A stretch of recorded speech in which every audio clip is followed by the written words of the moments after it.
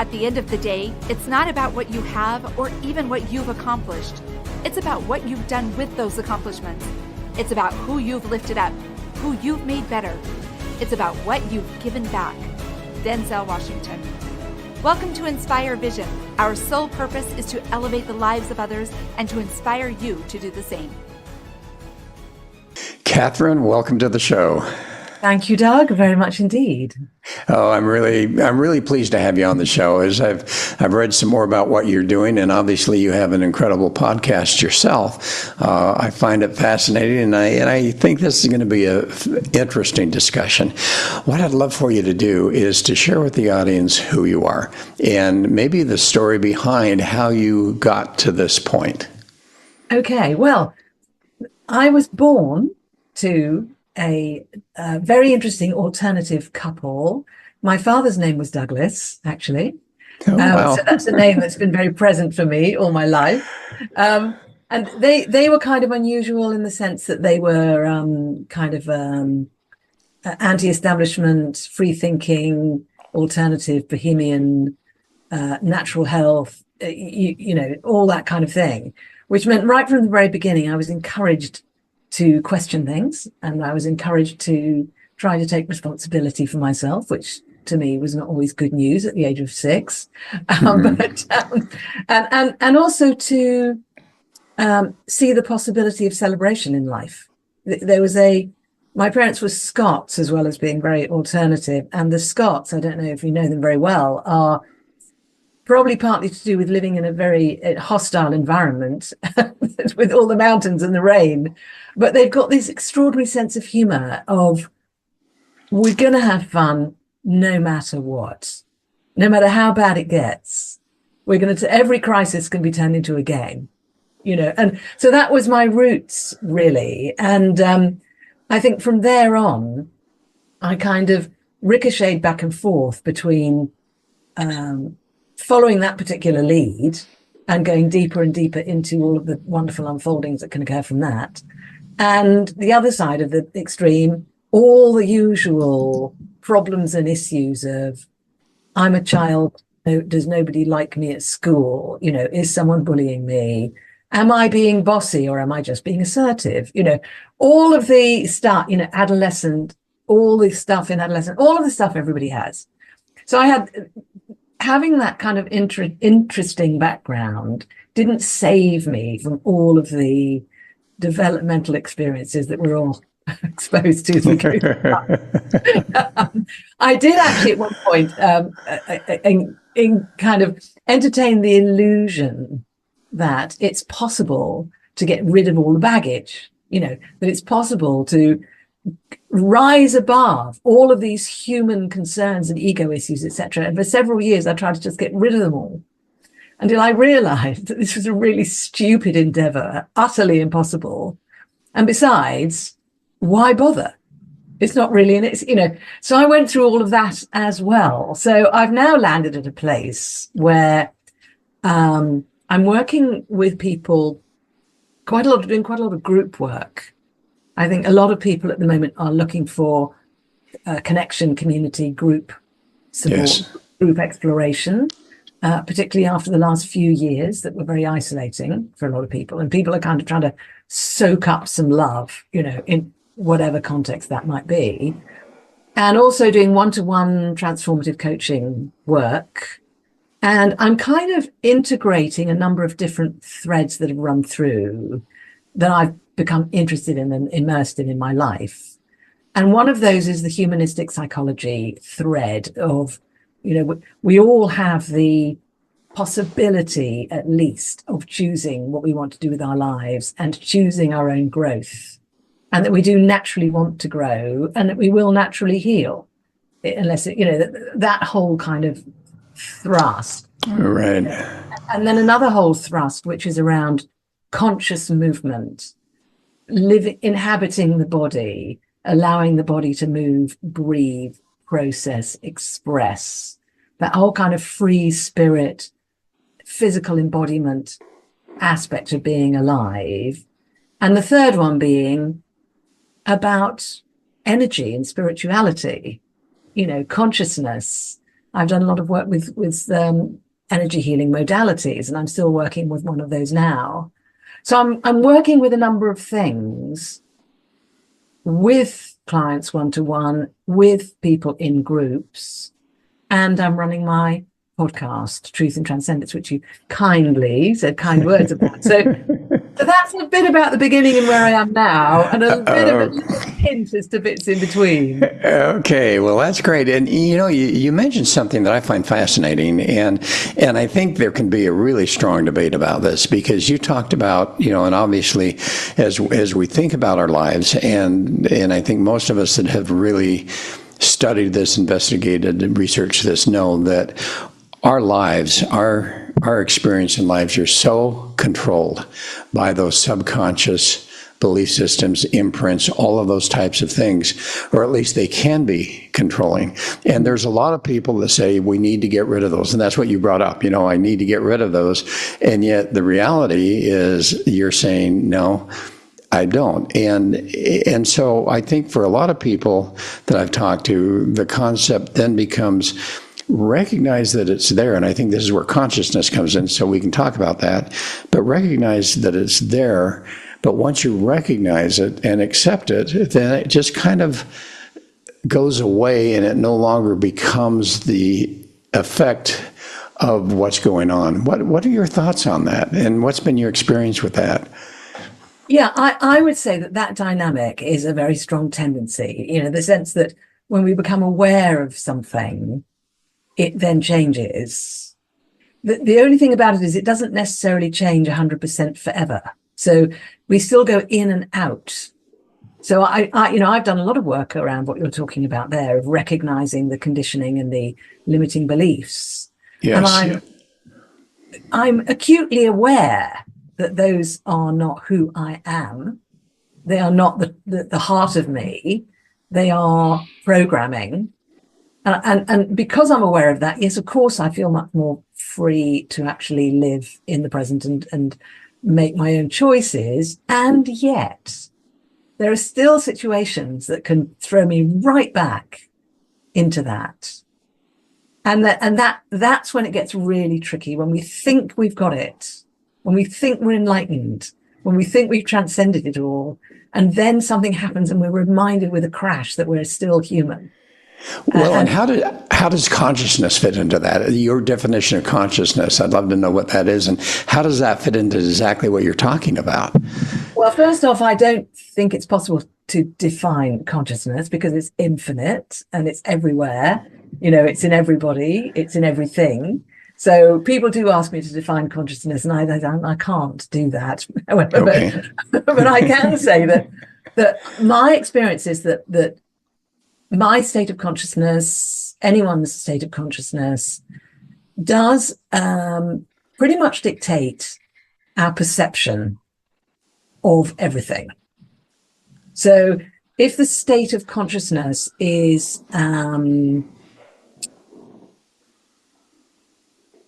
a state of equanimity, a state of acceptance, a state of love, a state of devotion to the divine, when we're in that state of consciousness, everything that happens to us feels and is experienced completely differently from when we are in a completely different state of consciousness.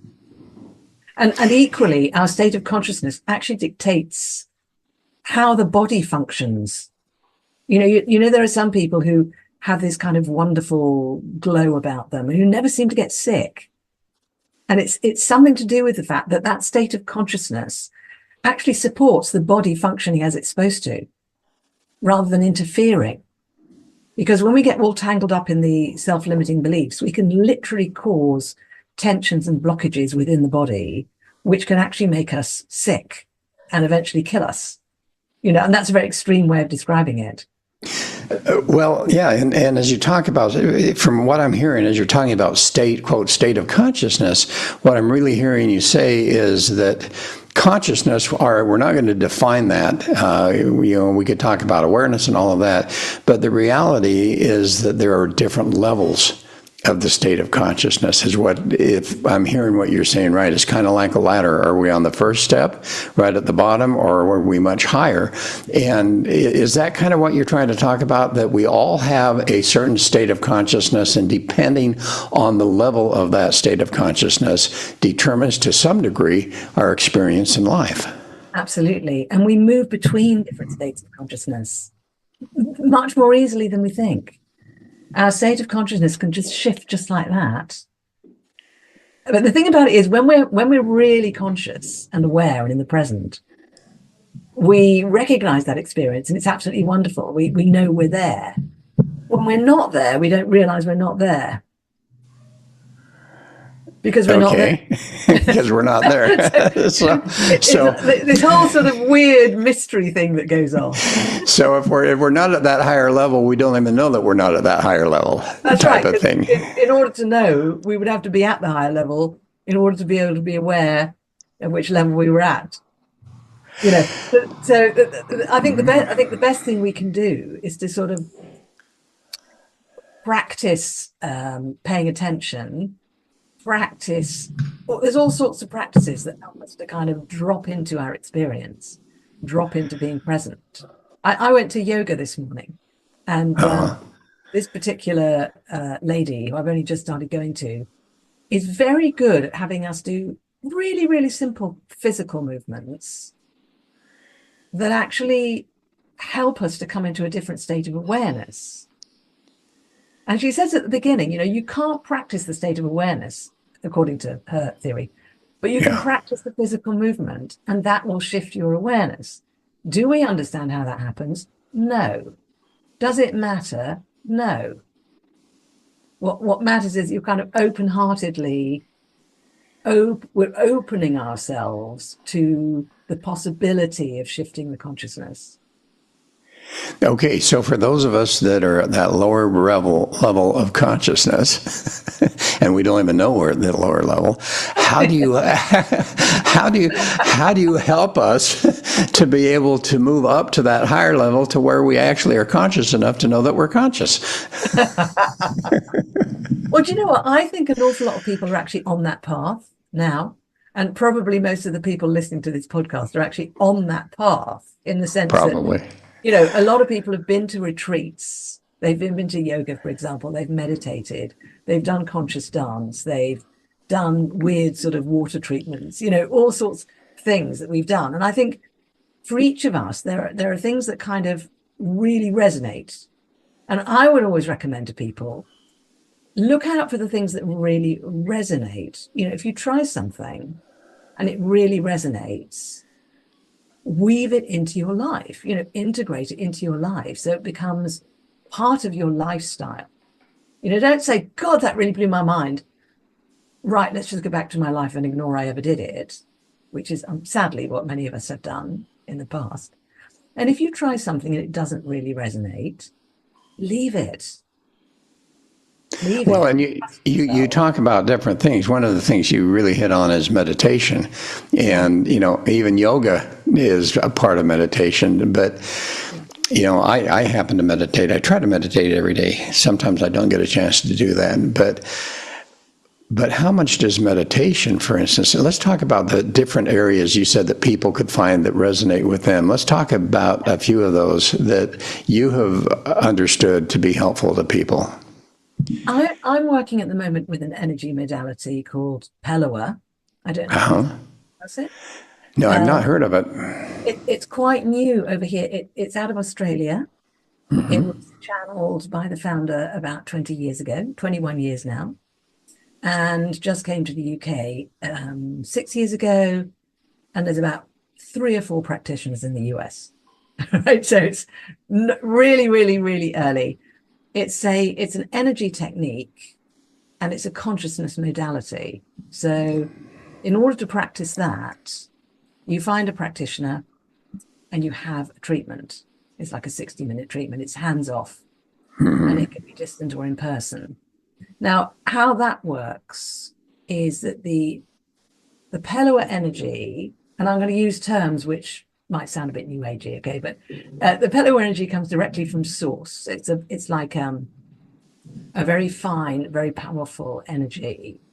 And in this particular practice, the practitioner doesn't direct the energy at all.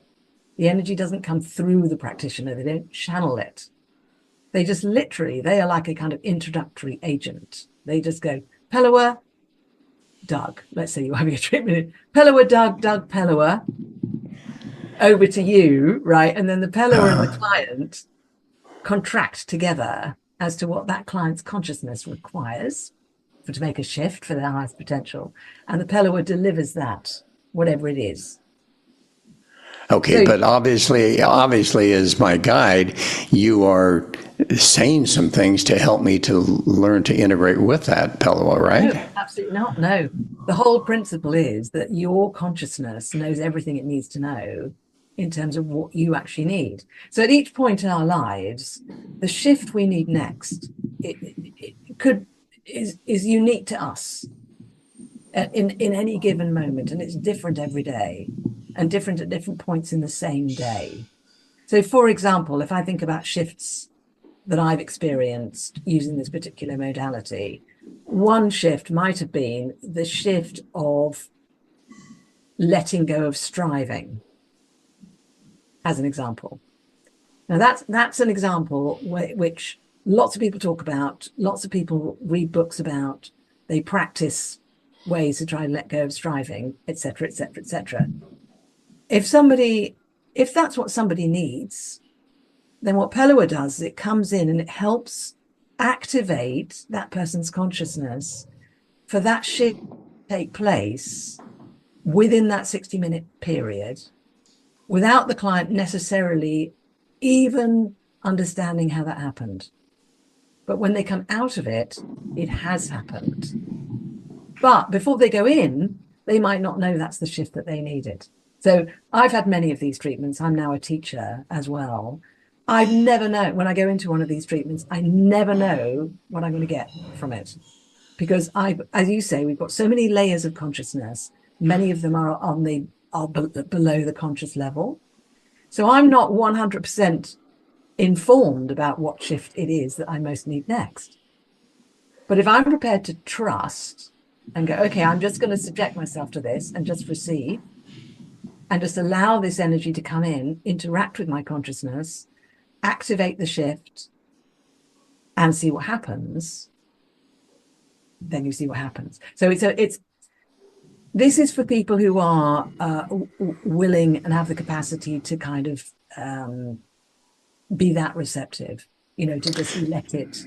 It's not for everybody. See what I mean? I'm saying for some people, they would hear me saying that and they go, no. I'm just not even, no. Just no, right? And other people will listen to that and think, what, you mean all I have to do is lie there and just be receptive for an hour and then just receive the gift I'm given through the experience? Other people are going to go, yeah, yes, please. So do you remember? So I'm probably fitting in between one of those because if you say, all right, receive Pellowa, and I'm sitting here going, had your coffee. Yeah. So the reality is that do you just say a few words and then you're quiet for the hour, or is there some things that you say during the course of it, or how does it? There's no speaking. And how do you get them to the point that they are receptive and they can start to sense it? The gauge of the readiness is that the person has told me they want the treatment, and they've paid for it. Okay. Because the idea is that each person is in charge of themselves. So if they decide they want to do it, that's consent. And if they've paid for it, or they've agreed to pay for it at the end of the session, whatever, that's them placing a value on it and a value on themselves in that regard. All right. So if someone says, as you said, there's some that say, no, I don't want anything to do with it. What's my next choice? What are some of the other choices I have to be able to develop that elevated level of consciousness? So another example is conscious dance. So in conscious dance, what are you familiar with conscious dance or I'm ecstatic? not. Okay, fair enough. So you will be in a minute. Okay. So for most of our lives, we're either just not aware what we're doing with our bodies at all, or we're using our body in repetitive, the same way. Like you're looking at a screen, you're sitting on a chair, you're using your body to walk to the bathroom and back, walk to the kitchen, walk to the car, drive in the car. And what happens with that particular dynamic is we lose touch with the experience of the body. We lose touch of that whole raft of layers of consciousness that are actually living in the physical body. If you go to a conscious dance session, usually there's some music playing. Usually the facilitator will say some things, actually, at the beginning and during. And what you're encouraged to do is let go into movement and just simply allow the body to move exactly as it wishes to, without planning it, without trying to follow any steps, just completely just following and seeing what happens. Again, it's quite receptive, but to some people this is more acceptable, accessible than something like Pellewa, because Right. I'm in a room, I've got my eyes open, I'm moving my body, right? What's the worst that could happen? This is not mystical, right? They say to themselves. Well, I say everything's mystical, but anyway. So by allowing the body to simply move, what happens is that a lot of the experiences and thought forms and emotions and so forth that are held inside the body, which can be accessed through meditation, can be accessed working with Pellewa, but can be accessed through movement. As you move the body, as the energy moves around the body, because it's not a planned, choreographed movement, it's organic. What tends to happen is that the things that need to be released get released.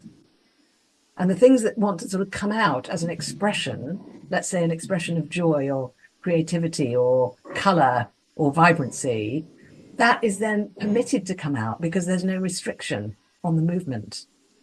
Now, I've known people who've used just that modality and that alone for decades to achieve extraordinary shifts in consciousness.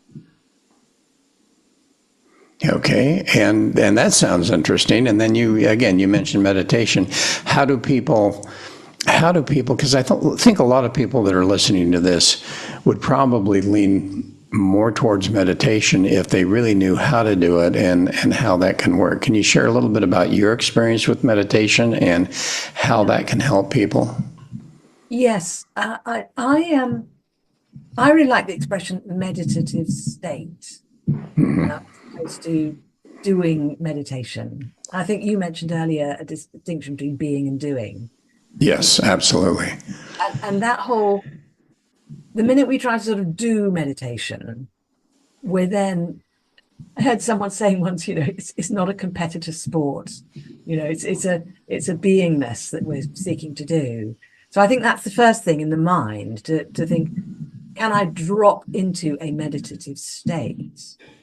Can I release myself into that? And then just simply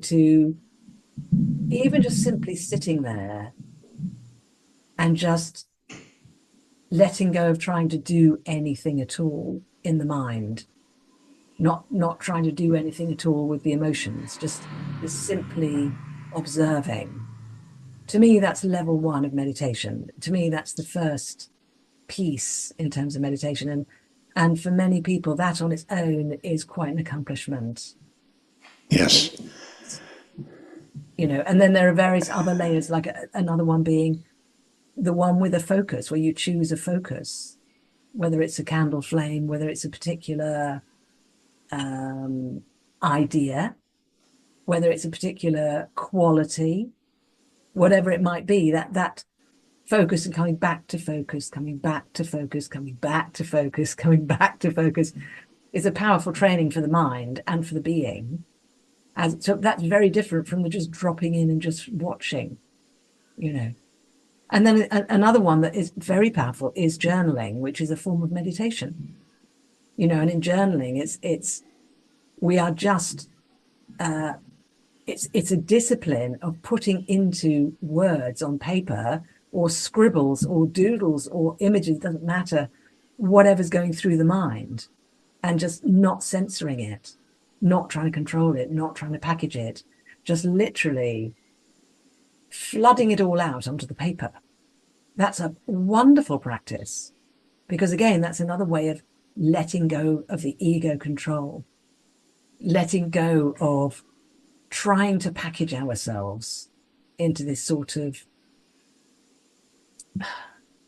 I'm going to say male principle, but I'm talking about the structure principle, the intentional principle, the doing principle, letting go of that, which often when people meditate, that's what they're trying to do. They're trying to kind of open up to the more flowing side of themselves. So those are just some examples. Yeah, and you keep mentioning ego, and I find that a fascinating concept. We talk about ego, and you talk about trying to eliminate that desiring and so forth. But really, the ego is the thing that really is causing so much trouble in our life, because we're desiring this, we're wishing we had this, we wish we could be this, all of those types of things. And yet, if we're able to control that ego to the point where it no longer fits into that realm, but rather it's just there to truly help us to live the type of life that we want to live, it makes a difference. What are your thoughts about the ego? I know that Eckhart Tolle talks about that a lot in his books. I don't know if you've read those, but any thoughts on you? You keep bringing up ego, so talk a little bit about ego. Yes. So, well, ego is there for a very good reason. We need it. Yeah. We need to have an identity. We are incarnate in a physical body right now. And so, in order to manage that and manage life, we do need ego. And I think what you're saying is that we don't want ego to take over. We don't want ego to run the life. We want it to be a facility that we have for our lives. And one of the great ways to do that, I think, is to give it a project. Give it a project, and it'll be happy, right? Because it wants to be doing a project. It's quite resourceful, the ego. It's quite clever. So just give it a project. So the project could be, I'm going to refurbish my house, or the project could be, I'm going to launch a new workshop, or the project could be, I'm going to practice 8 different types of meditation by the end of the month, right? So these can be, you can use your ego to actually strengthen a choice that you want to make, but where the choice is coming from spirit or from heart, not from ego. So it's almost like you trick the ego. You trick the ego into being the servant as opposed to being the master. Well, and a lot of it depends on the purpose behind that. So, for instance, you say, one thing would be, let's fix up the house. Well, if the ego is saying, let's fix up the house because it'll be more comfortable for my children, for my family, we'll find greater peace here, that's the ego not really controlling you. If you say, I want to fix up my house because I want people to see how cool my house is, and, you really show them how cool I am and my family is, all of a sudden, the ego is entirely different. And so in my mind, really the purpose behind those activities really determine whether we're using the ego in a healthy way or whether we're using it in an unhealthy way. Yeah, well, or shall we say in service to our highest good, really. Yes. I mean, because you can tell that example with a house, I think, is a good one, because I've refurbished houses myself, and I've done it for both those two different reasons on different occasions, actually. Oh, we all have. I had an apartment that was like, hey, this is going to look really amazing and impressive, right? And it did, to be fair, but it lacked heart, and where I am now, I part of, I want it to be welcoming to people. I wanted to, there was a whole number of things I wanted for it. I want it to support me to do the work I want to do, to help people, etc. So the feeling in this property I'm in now is completely different. And I've been to other people's properties, where, let's say, someone spent a fortune, and you walk in and you think, I can't get comfortable in here. I can't get comfortable. Okay, there's nothing wrong with the cushions, right? I just don't feel. And another place, which might be a lot less impressive, but which is full of heart.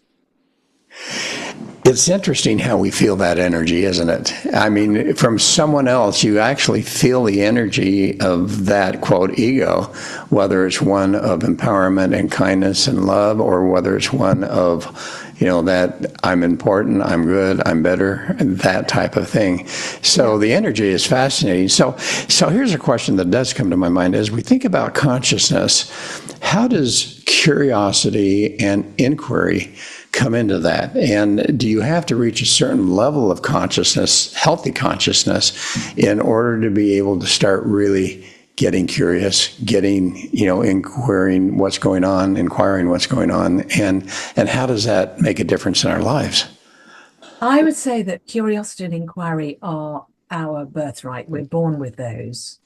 They are completely inherent to us. And I would say that curiosity and inquiry are two of the things in the human race that have allowed us to survive at all with our ridiculously pathetic bodies. Honestly, I mean, if you look at us compared to other creatures, the fact we've survived is phenomenal. And I think curiosity and inquiry has saved us.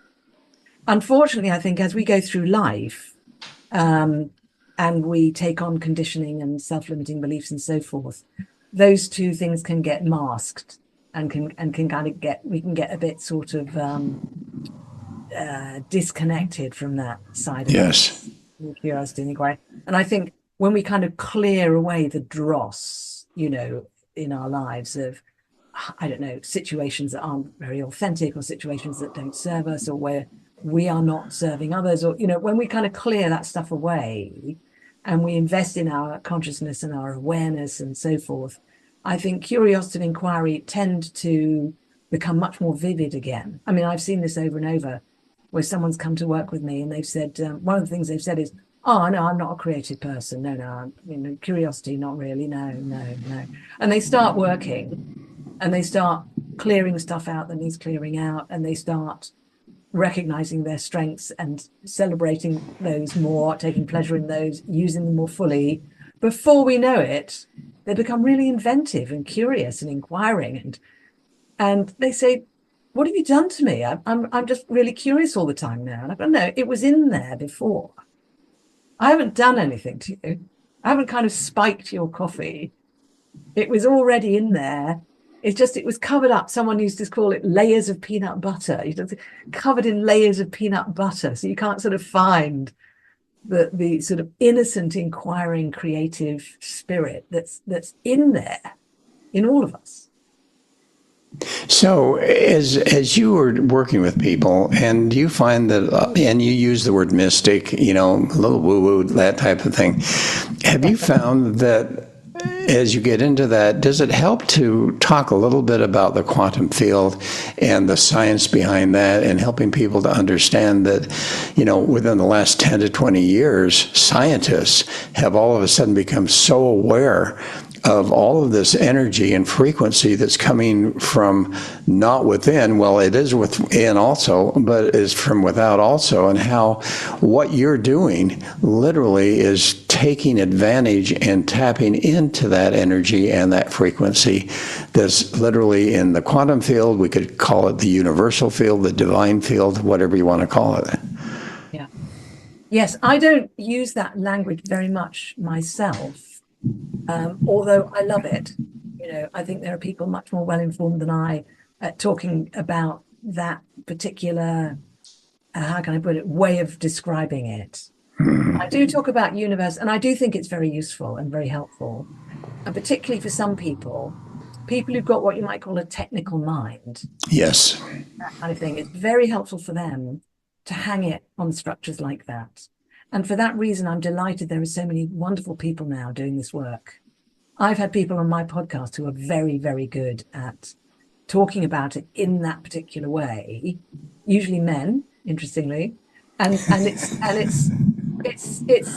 I think I celebrate it. I think it's fantastic. I tend to not talk so much about defining terms. I think something I do find, though, when I'm working with people is sometimes they come up with defining terms for what they're learning and what they're experiencing. And that then they've got their own terms, which might be, quantum, etc., or it might be sort of word that they've come up with or invented Right. themselves, right? So I tend to be more a facilitator of people finding the words more than giving them the words, if that makes sense. Well, yeah, and you talk about men, and you're right. I think generally, and not going to say specifically, but generally, we tend to be a little bit more left brain analytic, and generally, women tend to be a little bit more heartfelt and think from their heart rather than that. And so I find that, yes, in my case particularly, since I come from a scientific background, for me, as I started to hear and learn about all of this stuff, I'm thinking, this sounds really fascinating, but I want to know the science behind it. Yeah, and I think that's fantastic. And as I've studied it, what has happened is for me, it has actually moved into a situation of as you say, the divinity, the universal part of it. And all of a sudden we begin to really understand that what you're doing, what other people are doing, and when we're meditating, when we're doing all of those types of things, that we're really tapping into a power, a frequency, and energy that exists. And it works. And I think for people to be able to move forward and go through whatever process they seem to resonate with, there has to be that initial belief system that this is going to work for me. I would say either a belief system this is going to work for me, or an intuition that it's worth trying. Yes. Either of those. I've had people turn up on my Pellower workshops, walk in, never met them before, they've booked. I know they've booked. I've sent them an email saying thank you for booking. They've walked in and they've said, I have no idea why I'm here. I have no idea why I booked this. I just saw it. I saw your thing on Facebook. I kept seeing it on Facebook. And then one day I just booked myself on. I don't know why. Right? And I always say to them, well, it's your higher self that's brought you here. And your higher self is very clever. So you're going to be fine. I love that because you talk about intuition, and I was just on a podcast the other day interviewing someone, and they were talking very much about intuition, and I find that people sometimes don't recognize how important and how valuable intuition is. How do you help someone to be able to tap into that intuitive state that allows them to be able to move forward without having to always be the scientific mind? Well, it's a journey, really. So sometimes it takes a while for someone to really, really tap into that and really trust it. But if somebody wants like a shorthand way to begin that journey, the easiest way to do it is to look back over your life and ask yourself, what are the moments in my life where I made a decision or something shifted in my life and it turned out well and I don't really understand how that happened? We've all got them. Yes. Now, those moments are usually moments where we followed our intuition without necessarily waiting for a scientific explanation for the decision we were making. So that's, well, as we look at that though, and see that there are times where, quote, we had intuition and we made a mistake, how do you get to the point where you're able to learn which is a valid, healthy intuition and which one may be just based on some emotions? that takes practice, basically. I'm just saying there's no other way. That takes practice over years. That's years and years of practice. I've been practicing for years and it's still not perfect. It really is something you have to decide to practice it. That's the thing. I mean, some people, a lot of us go through life and never decide to practice that. Never decide to practice understanding our intuitive faculties. You can do that on your own. You can literally just write in your journal at the end of the day, did I have a strong intuitive sense around anything today? Did I follow it? Did it work out? Did I, if someone does that every day for a month, then reads back through the whole thing, they will get a powerful lesson. Now, that takes determination to do that, willingness, not giving up after 4 days of going, well, this is just nonsense, which is what we often, when I started journaling, every page was, this is nonsense. Why are they making me do this? All this nonsense in my head. I have to live with my own head. Now I have to write it on paper as well, and then read it and analyze it and then share it with my peer group. What? All that's what stuff, but that, you get through that. And it's tough. It's tough to journal. I talk about it. People talk about it all the time. I believe that is helpful. But for me, it's really tough to journal. How do I get to the point where I literally can start journaling? Because I believe what you're saying, that it can be so effective in so many ways. You just have to keep going. You have to first, if that's what's going on with you. And again, I've done this with numerous people. I said, right. Find a point in the day, every day, for 5 to 5, let's say 5 or 10 minutes, let's say 10 minutes. Bolt it onto something else that you have to do. I mean, I do my journaling. I've eaten breakfast. Before I get up from breakfast, I write in my journal. So it's happening whilst I'm sitting there for 10 minutes after I've eaten, which is a good idea anyway. Right. So that's an example. So every day you just sit there and you write. And if you're not into it, you write about being not into it. You write about that. And what do you write about when you're journaling? For instance, now, when I say I don't journal, practically every day, but at least every week, I am sitting and writing down thoughts that I've had, perhaps is it intentionally to be a blog or those type of things. Is journaling, does that include the intuition, the inspiration that we get that we want to write down for ourselves, or does it only include talk about what happened today or yesterday and so on and so forth? You can include whatever you like. I think the first kind of barrier to get through is the barrier of resistance to doing it at all. That's the first thing people have to encounter. And if people are willing to explore that resistance, they will encounter all of those other things, because that resistance is the reason resistance is so difficult to get through is because it's made of many things all bound in together.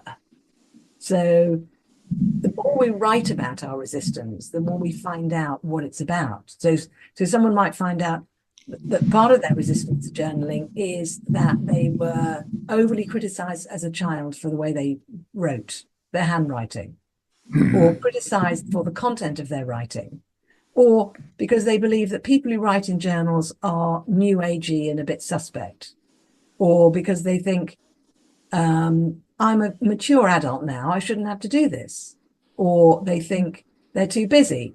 There'll be all sorts of bits and pieces that are inside that sort of mess of resistance in the person.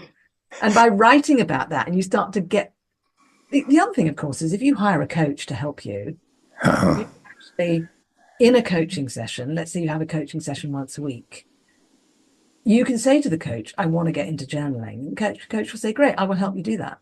I will teach you how to do it. I will have you do some journaling while you're in the session, and then discuss with me how you experience that. So is there a difference? Is there a difference between journaling typing versus handwriting? I personally think there is a difference. I know that these days a lot of people are more comfortable with typing. Mm-hmm. I've actually tried both for journaling, just as an experiment.